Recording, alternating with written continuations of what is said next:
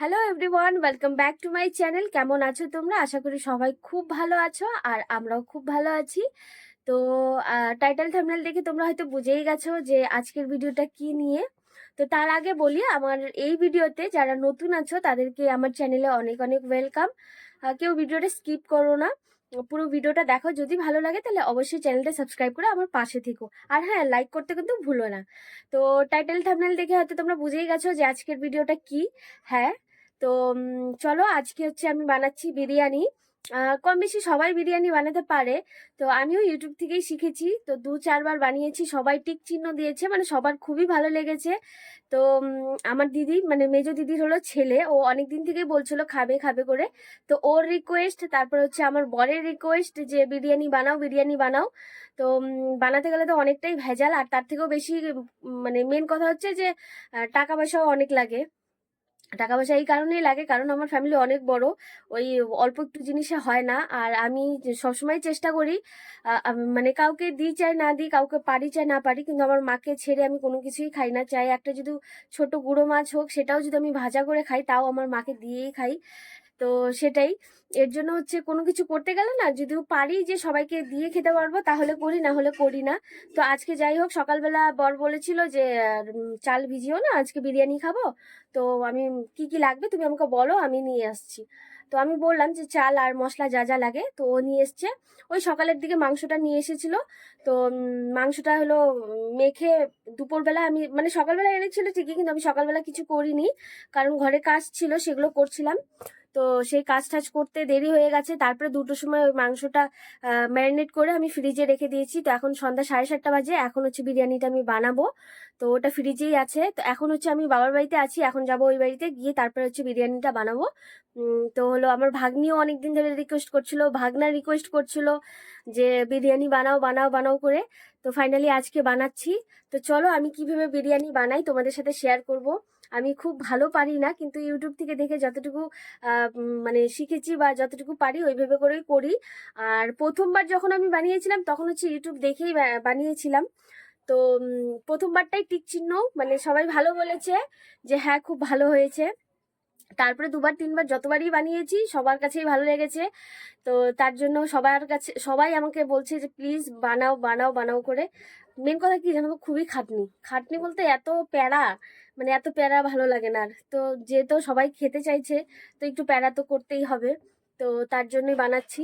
তো চলো তোমাদেরকে দেখাবো কি করে আমি বিরিয়ানিটা বানাই। তো চলো সবাই দেখতে থাকো। তো এই যে হচ্ছে মাংসটা, এটা আমি দুপুরবেলায় মেখে রেখে দিয়েছিলাম। তো আমি যখন এটা মাখছিলাম, রেডি করেছিলাম, তো তখন ভেবেছিলাম যে ভিডিও করব, কিন্তু করা হয়নি কারণ আমার ভিডিও সেভ করতে বসিয়েছিলাম, যার জন্য হয়নি। তো এটাতে তোমরা তো জানোই নর্মালি মাংস যেরকম রান্না হয় ওরকমই, জাস্ট খালি এটাতে একটু ওই টক দইটা অ্যাড করেছি, ব্যাস। তো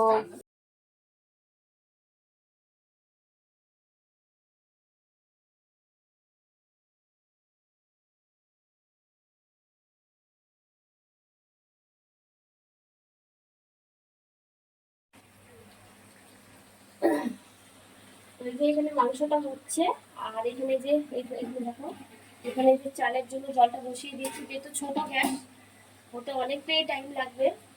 তো তার জন্য এটাতে বসিয়ে দিলাম। আর এখানে দেখো, এই যে চালটা ভালো করে ধুয়ে, জুম করে ভালো করে দেখো, দেখো চালগুলো ভালো করে ধুয়ে ভিজিয়ে রেখেছিলাম 2-3 ঘন্টার মতন। তো আর হচ্ছে মাংসটা তো বললামই দুপুরবেলা মেখে রেখেছিলাম। তো এই বিরিয়ানির মাংসটা যত মেখে রাখা যায়, যত টাইম সময় ধরে, তত কিন্তু বেশি টেস্ট বাড়ে। আর দই দিলে তো সেটার আলাদাই একটা গুণ, সেটা আলাদাই একটা টেস্ট বেরোয়। তো তো এই যে দেখো, আমার মাংসটা কিন্তু প্রায় কষানো হয়েই যাচ্ছে। কষানো হয়ে গেলে এটাতে জল দিয়ে দেবো। আর মাংস কিন্তু এখানে 1 কিলো আছে। দেখো, বড় বড় 3টে হচ্ছে লেগ পিস। তো আমার বর জানে যে আমরা 3জনই খাবো, মানে আমি, আমার ভাগনা আর হচ্ছে আমার বর। তো সেই হিসেব করে 3টে লেগ পিস নিয়ে এসছে। তো যেহেতু ওই বাড়িতেও একটু দিব, হয়ে যাবে। আজকে একটু মাংসটা কম হয়ে গেল, মাংসটা আর একটু হলে ভালো হতো। তো যতটুকু এনেছি অতটুকু দিয়েই হয়ে যাবে। তো এখানে 1 কিলো মাংস হচ্ছে, আর আলু দিয়েছি বড় বড় করে। আর হলো এটা হতে থাক, এটা গ্যাসটা কমিয়ে দিই একটু। আর এটা দেখো, তো এই যে দেখো জলটা ফুটে গেছে। তো এটার মধ্যে হচ্ছে এখন আমি মশলাগুলো দিয়ে দিব, দিয়ে তারপরে হচ্ছে চালটা ছাড়বো। তো মশলা বলতে এই যে দেখো, ওদিকে দেখো, গোটা গরম মশলা মানে বিরিয়ানিতে যা যা মশলা থাকে, তেজপাতা, আর তার সাথে দিব হচ্ছে কেওড়া জল আর গোলাপ জল। এটা দিলে না ফ্লেভারটা ভালো আসে। আর তার সাথে দিব হচ্ছে লবণ, যাতে করে ভাতটা হলো লবণটা পরিমাণ মতো থাকে আর কি।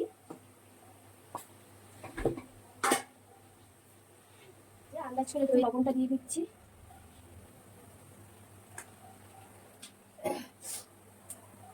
গোলাপ জল এটা পরে দিলেও হয়, কিন্তু এই জলটার মধ্যে দিলে না খুব সুন্দর একটা ফ্লেভার হয়, তো তার জন্য। আর এটা দিয়ে দিলাম কেওড়া জল, এই যে। আর এখন দিয়ে দিচ্ছি গোটা মশলাগুলো। তারপরে দিয়ে দেবো একটু ঘি, অল্প একটু ঘি দিব, কারণ যখন লেয়ারটা সাজাবো তখন ঘি লাগবে। তো এখন ঘিটা দিচ্ছি যাতে চালটা মানে দলা না পাকিয়ে যায়, ঝরঝরা একদম সুন্দর হয়ে থাকে। আর এই যে চালটা দেখো, তো চাল কিন্তু আমি 1.5 কিলো নিয়েছি এখানে, 1 কিলোর বেশি মানে 1.5 কিলো। তো আশা করি 1.5 কিলো চালে হয়ে যাবে। তো আমি এখন চালটা ছেড়ে দেবো। আর ভাতটা কিন্তু আমি বেশি সিদ্ধ করবো না, 80% সিদ্ধ করবো, কারণ যেহেতু এটা লেয়ারে সাজিয়ে স্টিমে দেবো, তো যার কারণে 80% সিদ্ধ করবো।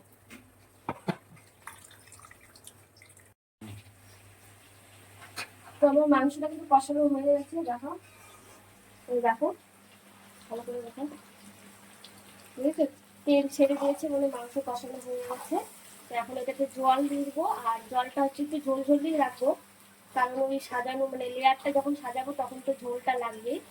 আর তাছাড়াও ওরা যদি এক্সট্রা গ্রেভিটা খায় আর কি, ওরা এক্সট্রা গ্রেভিটা পছন্দ করে, তো একটু ঝোল রাখবো। তো সেই হিসাব করে জলটা দিয়ে দেবো।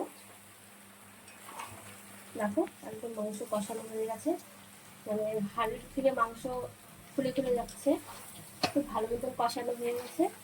তখন জল দিয়ে দিই, আর ওই পাশে তো ভাতটা হচ্ছে।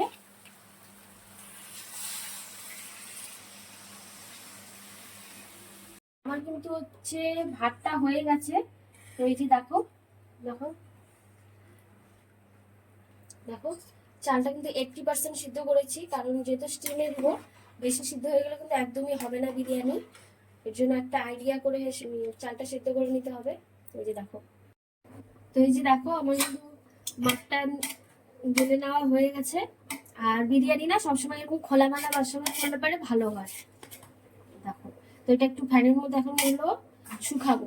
শুকাবো বলতে ওই এক্সট্রা যে একটু জল আছে, জল যদিও নেই তারপরেও একটু শুকিয়ে নেবো, যাতে জিনিসটা ভালো হয়। দেখো, তো ফাইনালি মাংস হয়ে গেছে। তো এখন হচ্ছে আমি বিরিয়ানিটা যে দমে বসাবো সেটা এখন রেডি করবো। তো কি করে করছি তোমাদেরকে দেখাই। এই যে মাংসটা দেখো, দেখো মাংসটা একদম লাল লাল টেস্টি টেস্টি। আর এই যে দেখো কেওড়া জল, ঘি, গোলাপ জল, আর হচ্ছে এখানে নিয়ে নিয়েছি ফুড কালার। তো ফুড কালারটা হচ্ছে অপশনাল, তোমরা দিলেও দিতে পারো, না দিলেও স্কিপ করতে পারো। ফুড কালারটা দিলে কি একটা সুন্দর কালার আসে, ভালো লাগে জিনিস। খালি খেতে সুস্বাদু হলে হয় না, একটু মানে সুন্দরও হলে পারে ভালো লাগে দেখতে। আমি আগে ঘি ডব্বাটা কিনে নিই, এদিকে দেখো।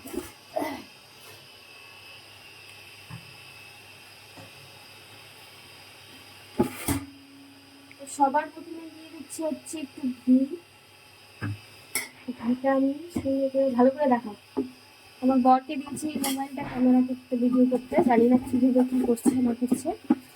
একটু সুন্দর করে ঘিটা করে নিচ্ছি, যাতে করে লেগে না যায় আর একটা সুন্দর ফ্লেভারও আসে। তো এই হয়ে গেল ঘি। তারপরে দিব হচ্ছে, আবার তো হাতটা দিতে লাগবে, তো দাঁড়াও আমি আগে হাতটা ধুয়ে নিই। দেখো সুন্দর করে দেখো। তো প্রথমে আগে একটু ঝোল আর আলু দিয়ে দেবো। ঝোলটা বেশি করে করেছি কারণ ঝোলটা লাগে। সুন্দর করে দেখায়,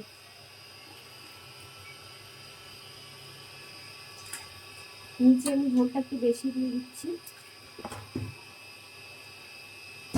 যে দেখো। তো এখানে ঝোলটা দিয়ে দিলাম, এরপর হচ্ছে চালটা দিয়ে দিলাম।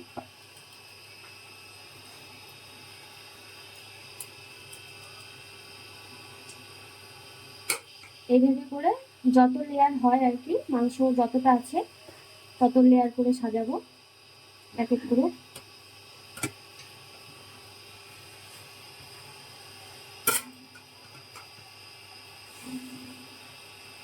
তো এটা দেওয়ার পরে এবার দেখাই, এদিকে দেখাও, এক জায়গায় দাঁড়া যেতে সবকিছুই তো দেখাবো না। তো এটার মধ্যে কিন্তু আমি হচ্ছে কেওড়া জলটা দিয়ে ফুড কালারটা মিশিয়ে নিয়েছি।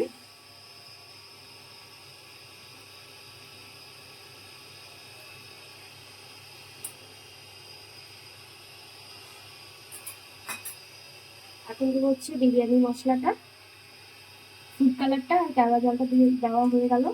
এখন দেবো বিরিয়ানি মশলা।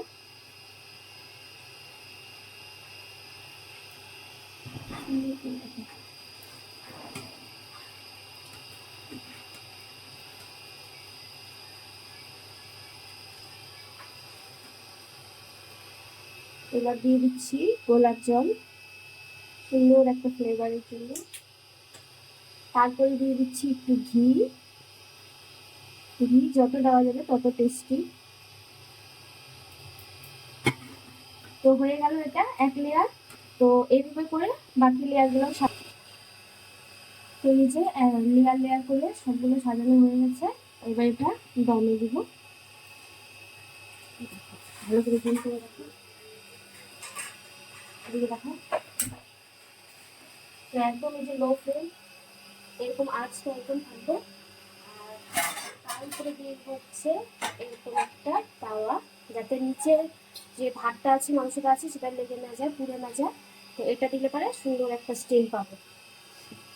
এই যে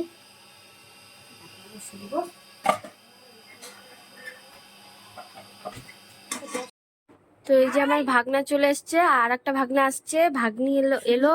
হ্যাঁ, আর এই যে এখানে স্যালাড কেটে রাখা হয়ে গেছে, থালাও রেডি, আর আমার হচ্ছে বিরিয়ানিও রেডি। এই যে দেখো, এই যে রেডি। তো এখন হচ্ছে এগুলো বেড়ে আমার ওই ভাসুর দেওর ওদেরকে দিব, ভাগনা ভাগ্নিরা আসছে ওদেরকে দিব। তো আগে বেড়ে নিই, গুছিয়ে নিই, সুন্দর করে সাজিয়ে তারপরে তোমাদেরকে আবার দেখাচ্ছি।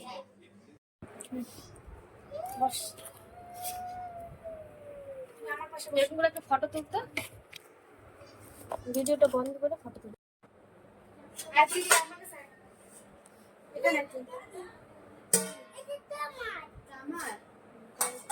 মামা বাড়ি, তুমি দিকে আসো। তো এই হচ্ছে বিরিয়ানির ফাইনাল লুক। এই যে এখানে আমার ছেলেকে দিয়েছি, ওতে ঝাল হয়েছে, খাবেই না। আর এই যে আমার ভাগ্নি খাচ্ছে। তো মায়ের জন্য একটু পাঠিয়ে দিলাম, ভাগনা নিয়ে গেল। আর বড় ভাগনা তো এখনো আসেইনি, আর আমার দেওর ভাসুর ওদেরকে দেওয়া হয়ে গেছে, ওরা ওই ঘরে খাচ্ছে। তো ওরা এলে পারে তারপরে হচ্ছে এই যে ওরা আসলে পারে তারপরে একসাথে খাবো। আমরা বিরিয়ানি খাবো, একটু ভাই বসে আছে।